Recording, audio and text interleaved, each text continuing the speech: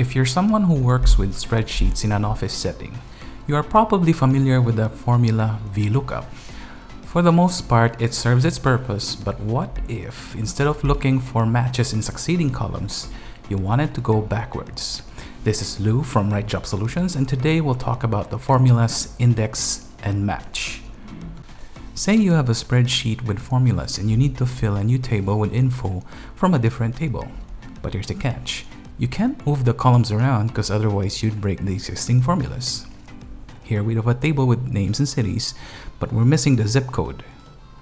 Our source table is in another sheet, but it's not in the order that we need. In this scenario, we use a combination of two formulas, index and match. The index formula has three components: the source range or table, row, and column. In our source table, the info we need is in the first column, but in order to get the correct info, we also need the exact row. We'll use the match formula to get us our row number. In the formula bar, type equals index, then go to our source table, select the entire table, in this case A to B, columns A to B, go back to the first sheet, comma, then in this part we type the match formula. Then we select our target cell.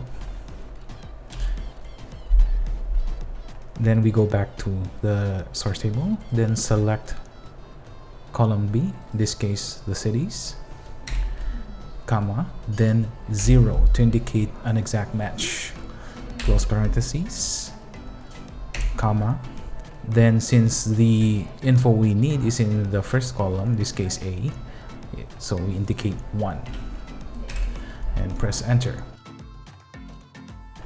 The result, as you can see, is that we made a lookup that goes backwards. The concept at play here is what's called nesting. In both Excel and Google Sheets, it's possible to combine multiple different formulas to get different outputs.